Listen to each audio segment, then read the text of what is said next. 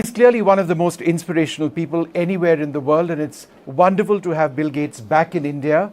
Co-founder of Microsoft, co-founder of the Gates Foundation, somebody with a deep interest in philanthropy and areas which he's looked at so very closely over the years, whether it's education, whether it's health, whether it's climate. He is a technologist, and I'm sure he'll have a lot to say about artificial intelligence, which is very much a buzzword of late. Thank you, sir, very much for being with us. I've interviewed you 2 decades back. You were an inspiration then, and you remain a rock star even now, and it's great to speak to you. Innovation is something that interests you at so many levels in so many different areas. One of the most innovative ideas that we in India have had is our digital backend. Through the Aadhaar system, for example, or many other apps and systems which have emerged. How does that contribute, do you believe, to the India growth story? Well, there's no doubt that being able to register citizens and get government payments to them directly, they don't have to go to a bank branch, nobody's asking for their part of that cash. The pandemic is a wonderful example where actually going to branches wasn't going to work no matter what. And so the amount that's been saved, and now the amount that the government's interacting in a rich way with citizens. For example, I saw on Odisha where they'd registered the farmers and they understood their land and their crops. And so they're sending them a regular bulletin and they're communicating about pests and what you need to do. So this is a case where India's been out in the lead. India did this thing at scale. They made it work, and the Gates Foundation has been involved in some of those projects. We're also involved in helping India show other countries. So right now, there's 15 other countries at various stages of adoption, which a lot of that was kicked off by the way that Modi made that a centerpiece of the G20 meeting. It's ultimately about empowerment, right? It's not just about efficiency, it's about empowering people, women, young adults. And do you believe that's a model that needs to be replicated elsewhere? Well, definitely. Paperwork in government and being confused about different policies and, having the powerful people sort of take away the payments that should come to you. These systems are really critical. Even like collecting the GST or understanding what's going on with the population. We'll see it get richer and richer in verticals like health and agriculture. And every time I come to the country, I get updated, whether it's by government groups like in Odisha, entrepreneurs like Nanda Neelankani sit me down and show me what he's seen. And, we're pleased to be a partner both here and in the global quest. Could you tell us a little bit more about the Orissa visit? I do know that there was a lot that you were shown in terms of hard data backing agricultural growth. What exactly did you see, and how do you feel that that's something that potentially works or does work? Well, you've got a lot of farmers, and you can never have enough extension workers. I love extension workers. They're very important. We can empower them to be more productive. But this idea, if you have a record of, okay, where is my land? What are the crops that I grow? Take the latest satellite data and see, okay, are they maturing well? Take all the reports of insects or other pests.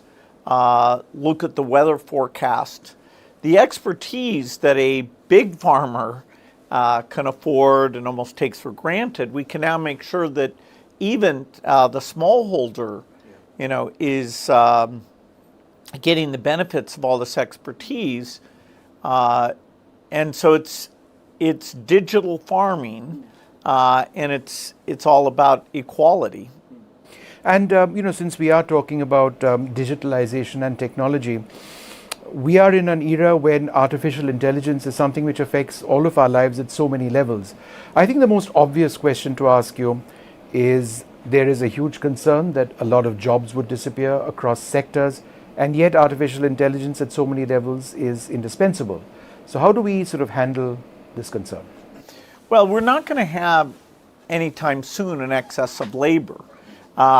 we can reduce class size, we can take care of old people, we can take care of handicapped kids. If our society is so productive, we can even reduce the work week. But until we meet a lot of these needs, do we have enough doctors?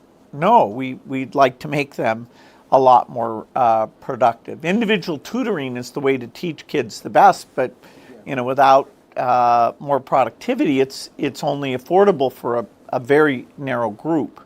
And so you have to go a long ways at upping productivity before you get to the point where you can say, okay, let's have a shorter work week. But that's a good outcome. So fewer jobs as a result? Not anytime soon. I mean, the world has more jobs today than it had 100 years ago. 100 years ago, you had to toil in a backbreaking way just to barely get enough to eat. That was 80% of people were farmers.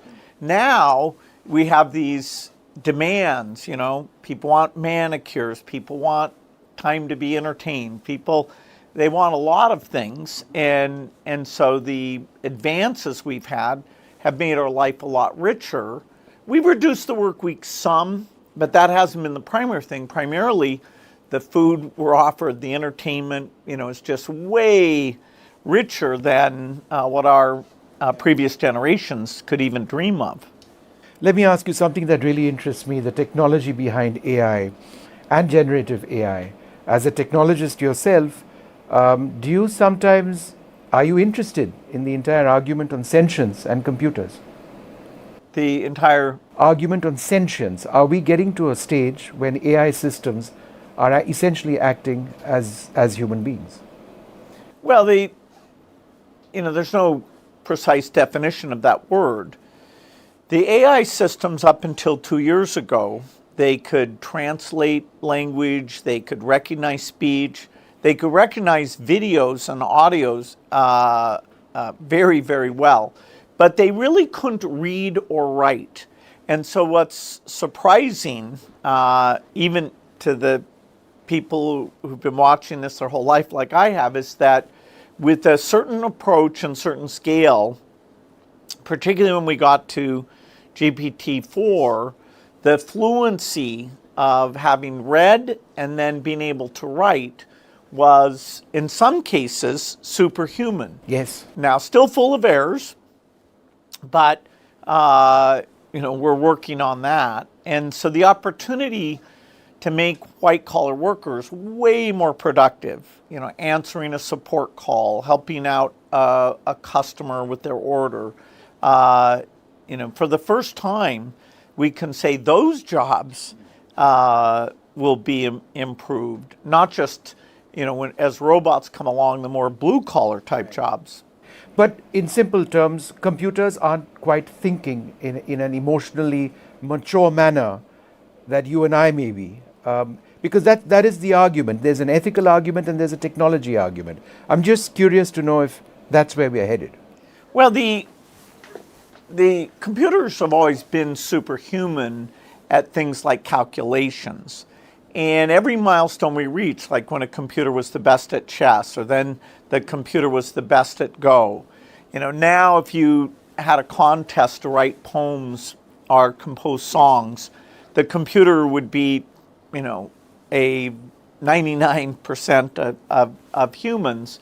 And so that threshold of where it adds value and what it can do, keeps going up and up. That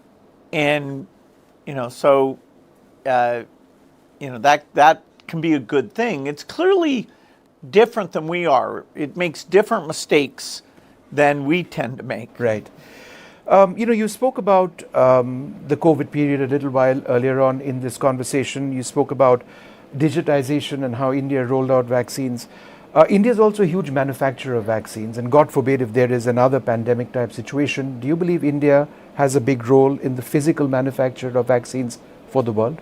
Yeah, the Gates Foundation is the biggest supporter of the Indian vaccine industry, with Serum, Bharat, BioE, many incredible companies, and all of whom put their brilliant work into trying to help out with COVID. And the majority of vaccines got made here in India.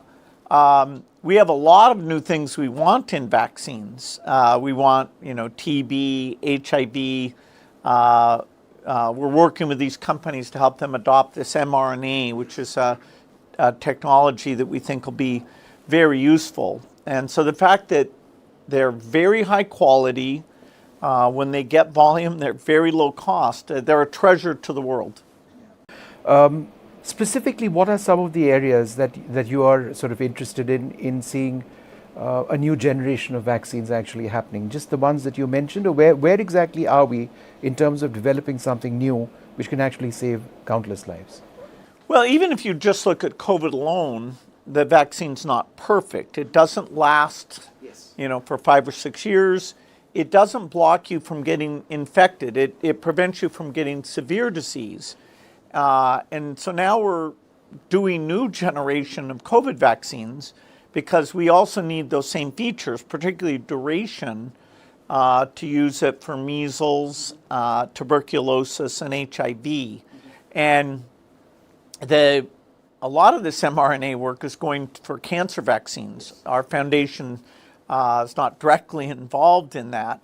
And so the technology has a lot of promise. If we ever had a future pandemic, the ability to adapt is far more rapid. And so it's advantageous. We're even looking at doing animal vaccines using that technology. India faces a disease burden. We have a problem. At one level, it is genetic diabetes, heart ailments. But there are also other diseases which you are looking at, for example, anemia. Could you tell us a little bit about the work of the Gates Foundation when it comes to dealing with anemia? Yeah, so I'd say anemia and malnutrition are two of our top priorities for the world, but India has its share of challenge there, and it is prioritizing this. For anemia, we've always known that if a woman would come in a lot of times during pregnancy and get an infusion, we could help get rid of that anemia. But it's too expensive and too complex. The recent breakthrough is there's a formulation that you could come in only one time. And then we're using AI to help place the needle, and we're working with Indian partners to get the price of that one infusion down below $10.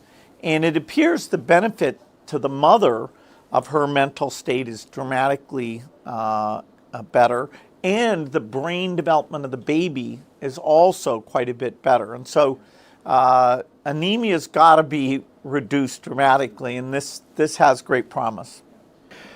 India has a strong demographic dividend. We're now the world's largest country. But I think the potential of reaching that demographic dividend would only be realized if women are much larger active contributors to the formal economy. So much of the work of the Gates Foundation is on women's empowerment, women's health, women at so many levels. How do you see a greater role of women contribute again to the India growth story? Well, some of the numbers in India about women's participation are good, and some are need a lot of work. Workforce participation is one where the trend's in the right way, but there's still a lot to be done.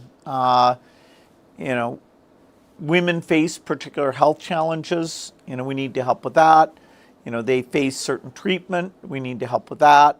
Having childcare available, if that's culturally acceptable, we know that's a thing. The employers all need to get involved in this, and do their part to encourage that. We're bringing a lot of our health expertise to the conditions that women face that have been underfunded.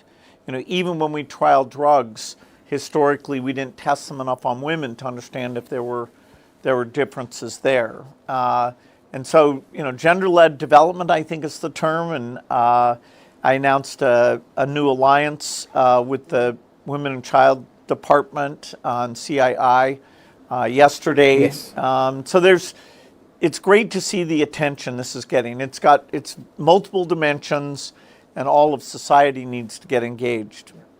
Climate change is upon us. It's a reality. Even 5 years back, it was what if, maybe, let's see, and now it's here. And here in India, we face a huge problem. The melt from the Himalayas, for example, glacial melt, flooding in the mountains, sudden cyclones on both the eastern and western seaboard. Again, could you share with us what the Gates Foundation is actually doing when it comes to thinking about what solutions may be? Yeah, so in climate, we have to reduce the emissions. They call that mitigation. And a lot of that is private companies, the way you make electricity or steel. I created a group called Breakthrough Energy to fund startup companies there. So the mitigation side is largely funding innovators. The Gates Foundation is involved in the other part, which is this adaptation. And so coming up with new crops that can deal with more drought, more floods, higher temperature. And that's a great partnership with India because the research budget for agriculture in India has gone up quite a bit. And India is, to reinforce the question, India is a very climate affected country. It's kind of funny in a way, the temperate zone countries that are the most responsible for the problem are not the most affected because the absolute temperatures is not so high. And, we have air conditioners in our cars and our homes. So somewhat we are already adapted. But this mission of adaptation, we see good practices, things like storm warnings. There are parts of the country that have shown that preparedness can make you quite resilient. Yeah. And one final question before we let you go. You had a chai the other day, right? With a chai wala. Where was it? In Hyderabad?